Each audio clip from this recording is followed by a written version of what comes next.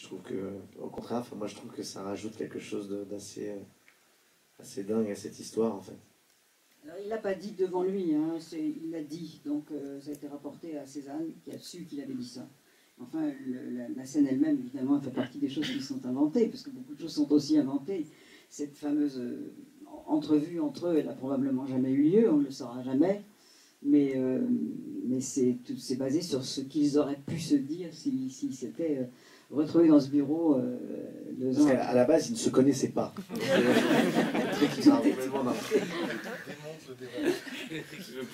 En même temps, Zola, il a l'excuse d'être mort 4 ans avant l'autre, et les 4 dernières années de Cézanne font partie probablement du moment où il a fait les plus belles choses. Donc il a une excuse Zola parce qu'il n'a peut-être pas vu les plus beaux tableaux. Il a peut-être été tué par Cézanne. Peut-être. Qui a bouché la cheminée. Parce qu'il a été tué, ça faut quand même le dire. On pense qu'il a été tué, oui. J'ai pas le micro, mais bon, c'est pas très... On vous entend. On vous entend. Bon, très bien. Bonsoir, merci beaucoup déjà. Vous m'avez un peu réconcilié avec Émile Zola, l'Assommoir m'a traumatisé au lycée. Enfin bref, passons. Ça vaut le coup d'avoir le micro quand même à l'intérieur. Il est là. Merci beaucoup. Vous en étiez à l'Assommoir m'a tué au lycée. Ah oui, complètement. Ma question était pour vous, madame. Je me demandais, dans une carrière de scénariste, est-ce qu'on se retrouve confronté comme Zola à devoir à s'inspirer, sans peut-être le vouloir, de personnes de la vie réelle et devoir ménager les susceptibilités après? Oh non, jamais. Je crois qu'on vit ça, enfin je veux dire on vit ça, Guillaume est aussi scénariste et metteur en scène, c'est vrai qu'on est symphonie millois, on est complètement habité par tout ce qui se passe autour de nous, donc il peut y avoir en effet des choses qui peuvent être très cruelles. Oui, la réponse est oui.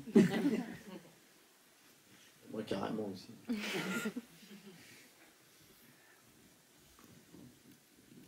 Est-ce qu'on a d'autres questions? Et ça crée d'ailleurs des fois des histoires du même acabit que ce qu'ils vivent. Moi je me suis, par exemple, les petits mouchoirs, le personnage de Max de François Cluzet est totalement inspiré d'un pote qui est restaurateur, qui a une maison au Cap Ferret, qui a un bateau, qui a tout ça, et qui évidemment ne veut pas du tout se reconnaître dans le personnage. C'est la première personne à qui j'ai fait lire le scénario en lui disant je ne pourrais pas faire ce film si tu n'acceptes pas que je le fasse, donc lis-le. Il me dit mais j'ai aucun problème, je ne suis absolument pas le personnage. Il n'y a aucun problème.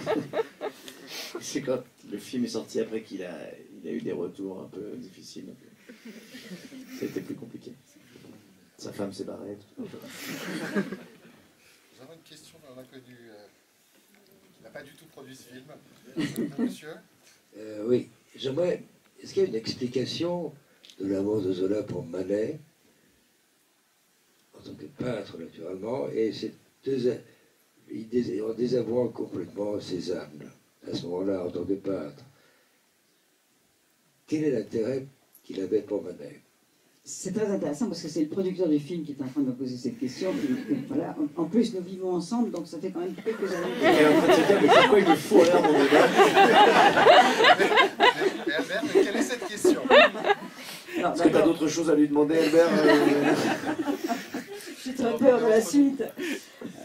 Alors d'abord, Manet est un extraordinaire artiste. Manet est un immense peintre. Qui nous a laissé une œuvre absolument extraordinaire, donc, et qui avait 10 ans de plus, ça ne se voit pas dans le film parce que ça ne se voit pas, mais il avait 10 ans de plus que Cézanne et Zola. Il avait donc déjà, tout de même, il était plus avancé dans son expérience de peintre, et c'est vrai qu'à l'époque où Zola était tombé fou amoureux de la peinture de Manet, ce que faisait Cézanne, en tout cas c'est une opinion personnelle, mais je pense quand même que pas mal d'historiens de l'art seraient d'accord avec moi, était effectivement une peinture assez épaisse, assez lourde, en effet, comme tous, très inspirée par les Espagnols, mais en effet, bon, on voit un tout petit peu, j'ai pas voulu montrer beaucoup de tableaux parce que c'était vraiment pas le sujet. Mais c'est vrai que les peintures de Cézanne qu'on voit dans le début du film, même d'ailleurs cette peinture qui est très célèbre avec la pendule, que Zola apporte aux parents de Cézanne. Même cette peinture-là, je la trouve absolument passionnante et intéressante parce que Cézanne a vraiment fait autre chose après. Mais c'est pas pour moi voilà, de la qualité de ce que faisait à l'époque Manet. Donc voilà. Donc Manet, je comprends très très bien que Zola ait été complètement séduit par cet homme qui en plus alors était aussi le contraire de Cézanne parce que c'était un homme d'un grand raffinement, d'humeur égale, enfin un personnage au contraire extrêmement ouvert sur les autres. Enfin, il y a aussi des histoires de vie privée qui doivent se mélanger. Peut-être qu'il faudra faire un autre film là-dessus. Si tu es prêt, Albert, à le produire, peut-être que tu en parler. Je voudrais juste en profiter pour dire un grand bravo à Albert qui a produit ce film de manière pas si simple.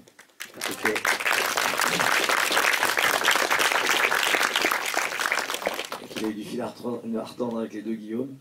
Mais que non, c'est vrai que c'était pas un film simple à faire. Et que c'est très rare aujourd'hui d'avoir des producteurs qui se mouillent et qui se mouillent même personnellement, financièrement dans un film. En général, les producteurs en général se payent avant même que le film ne soit fait. C'est plus la mode. Donc il est anti-mode et en même temps il est à la grande classe. Voilà. Merci. Bonsoir. J'avais une question, juste ici. J'avais une question à la réalisatrice parce que plastiquement le film est vraiment superbe à regarder et il y a un travail qui a été fait avec le directeur de photographie, Monsieur Drojoul, que je trouve extraordinaire. Et j'avais une question, c'est comment est-ce qu'on justement en partie un peintre, comment est-ce qu'on aborde en tant que metteur en scène le côté plastique du film? Est-ce que, même si vous êtes aussi beaucoup sur les acteurs, savoir comment est-ce qu'on arrive à trouver aussi la bonne balance pour donner une puissance aux images? Alors bien sûr, j'ai beaucoup parlé de ça avec Jean-Marie Drojoul avant de commencer à tourner. Il y avait plusieurs options. Il y avait l'option dite, par exemple, je ne sais pas si vous aviez vu Turner, mais il y a l'option Turner, qui est un très très beau film, c'est de faire un film qui ressemble à un Turner. Et puis, ça me faisait peur, parce que d'abord, un film qui ressemble à Cézanne, étant donné qu'il a fait des choses tellement différentes, c'est très compliqué.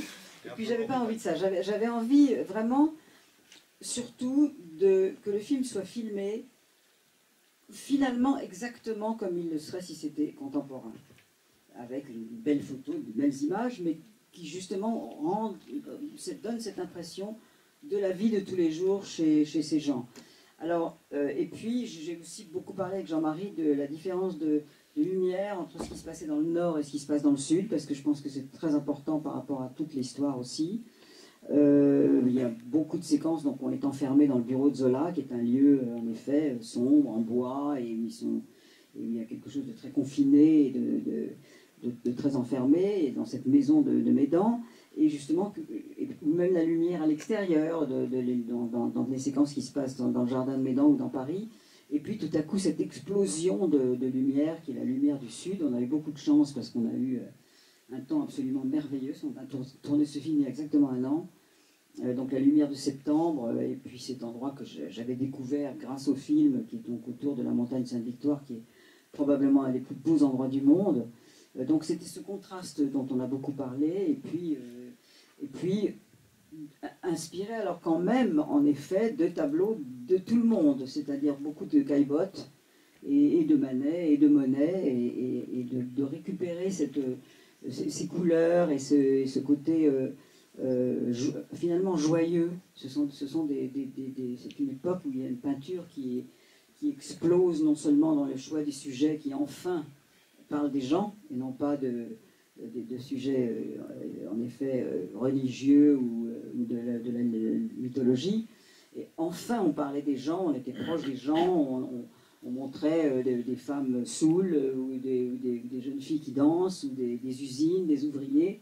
Tout ça était évidemment ce qu'on appelait le naturalisme, qu'on appellerait aujourd'hui le réalisme. Et donc voilà, j'avais envie en fait d'une lumière réaliste.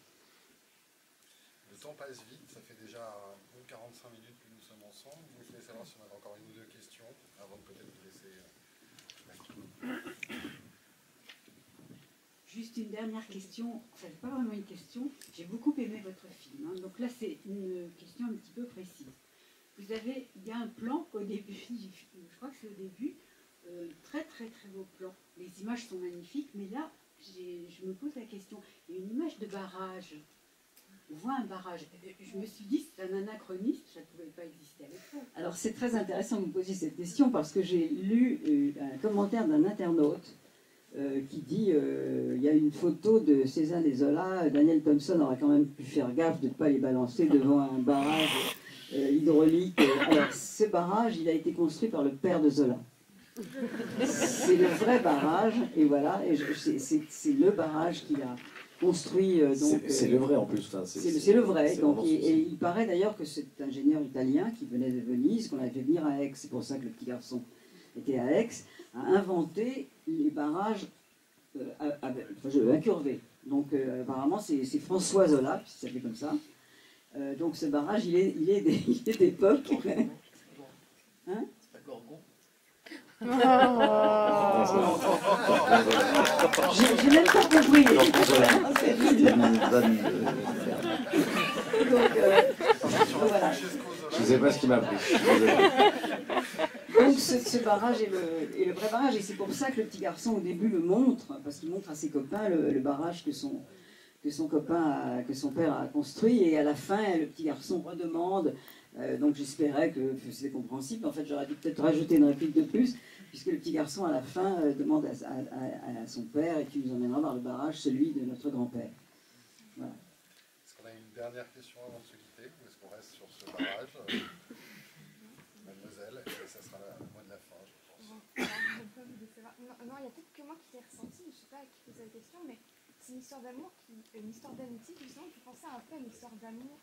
Et je ne sais pas si c'est dans la façon dont vous regardez tous les deux, ou si c'est les sentiments qui sont si exacts. Voilà. Donc je disais que j'avais un petit peu l'impression que c'était pas réellement une histoire d'amitié, mais plutôt comme une histoire d'amour. Et je ne sais pas si c'est le jeu des acteurs et vos regards surtout, ou si c'est les sentiments un peu exacerbés qu'il y avait entre les deux, qui rappelaient les espèces d'histoires d'amour qu'on ne veut pas finir. Et parce que c'est pas la façon dont Guillaume nous regardait. Non, mais c'est intéressant, mais je pense que bien que ce ne soit pas une histoire d'amour, je pense que dans toute relation d'amitié, il y a une fascination pour l'autre, une admiration pour l'autre, un amour pour l'autre, et qui fait qu'on a un regard et une tendresse à l'égard de la personne que l'on aime en tant qu'ami. Après, est-ce qu'ils ont sexué leur relation? Non, mais dans les lettres, les fameuses lettres, je veux dire, moi j'ai eu la sensation que vous avez eue en voyant le film. Ah. C'est-à-dire que les lettres... Quoi quand Émile écrit à Paul, j'en ai d'ailleurs, je n'ai pas pu m'empêcher de choisir, parce qu'il y a beaucoup de lettres, donc j'ai vraiment essayé de mélanger quelques-unes. Mais quand il lui écrit « Je sais tout de toi et jamais rien ne pourra nous séparer », enfin ce sont des lettres, ce sont des mots qu'on peut écrire effectivement dans une lettre d'amour. Donc ça revient un petit peu à ce que je disais tout à l'heure, ce sont ces amitiés de l'adolescence et de l'enfance qui sont d'une force, qui font que voilà, il y a très souvent rien n'existe, les parents, le reste du monde. La chose la plus importante, l'être le plus important pendant quelque temps, c'est le meilleur ami ou la meilleure amie. Alors, voilà, on frôle peut-être des choses ambiguës, mais bon, peut-être qu'ils les ont frôlées. Quelle belle fin. Daniel, Guillaume.